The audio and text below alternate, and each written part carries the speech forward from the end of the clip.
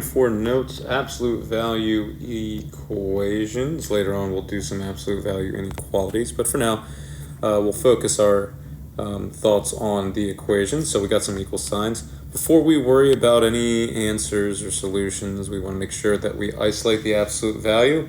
We're going to do that using the Algebra 1 skills, inverse operations, in order to get the absolute value bracket by itself. Then we're going to consider what the isolated absolute value is set equal to. So, if I have an absolute value that is set equal to 0, that would mean that I only have one solution possible. And so in this scenario, I have the absolute value of w is equal to 0. There is only one number that I could plug in to get that to be correct, and it would be w is equal to 0. Nothing else would work. In terms of if I have an absolute value equal to a negative number. So for instance here, I have a question where we have the absolute value of w is equal to negative 12. There are 0 solutions. There is no way, there is no number that you can plug into that absolute value bracket that when you pull it out of the absolute value bracket, it would give you a solution that is a negative 12. It's impossible. So whenever I have an absolute value set equal to a negative number, it would be 0 solutions here. Finally, an absolute value set equal to a positive number would be 2 solutions. Now this one, again, kind of sort of makes sense in the context of the situation, but in this particular example, the absolute value of w is equal to 10. Well, I could plug in, of course, the number 10, and w, the absolute value of 10 would be 10.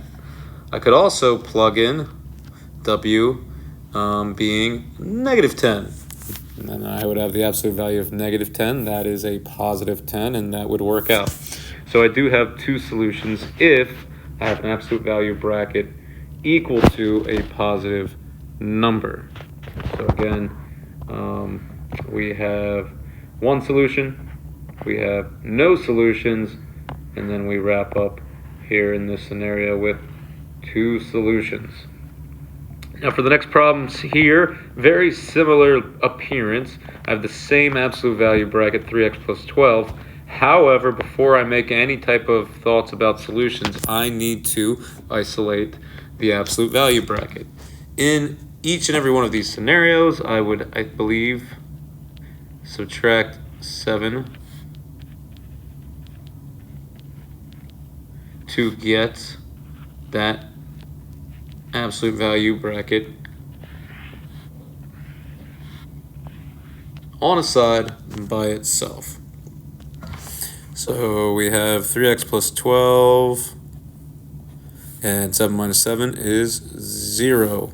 We have absolute value of 3x plus 12, and we have that absolute value bracket being equal to negative 2, and then of course we have the absolute value of 3x plus 12,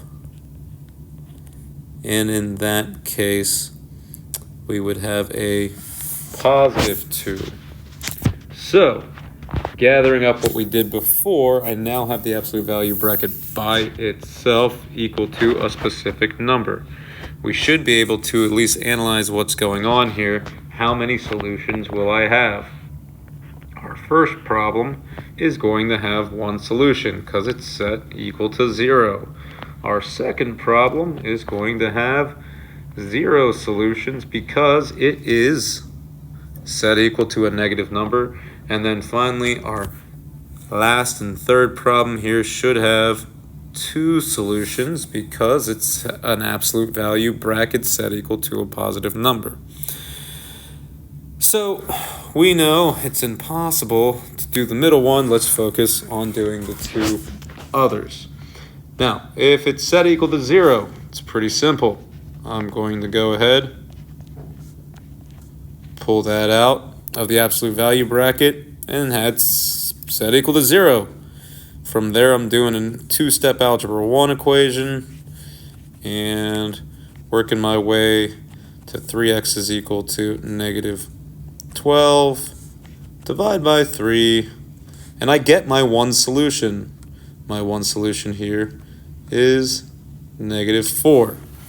So again, if it's set equal to 0, you have one solution. In this situation, that solution is x is equal to -4. Now, when we get to the one on the right side, we need to consider two scenarios, and it kind of sort of dates back to, if you will, what happened above it. Because remember, if I have an absolute value bracket and it's set equal to a positive number, I will be able to have either that positive number or that negative number kind of as the result. So in this case, I have two different equations. In this case, what I will be able to do is two separate equations. The first one will sort of make sense. So I take whatever's in the brackets and I seg it to the positive number. And of course, I got to do a little bit of math.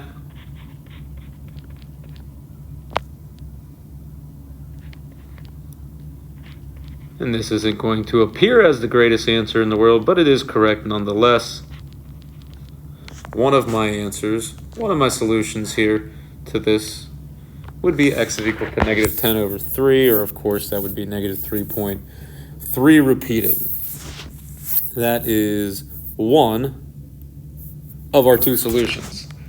But what we just did was we just checked and considered what if whatever was inside the bracket was indeed a positive number. We need to go ahead and do the same exact thing, but this time let's consider what if instead of there was a +2 in the absolute value bracket, there was a -2 in the absolute value bracket. So same exact setup here. But this time, let's consider what if we had a -2 in our absolute value bracket. We would again do the same exact process and go through the repetition that I did in Algebra 1 class. And I would get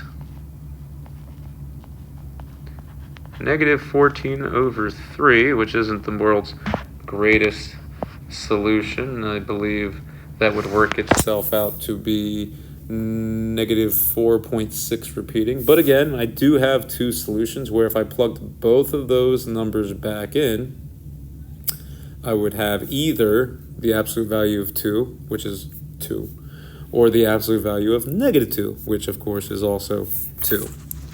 So key concepts there, just to make sure, focusing on first and foremost isolating the absolute value bracket, and then of course considering, is it set equal to 0? Because we should have one solution. Is it set equal to a negative number?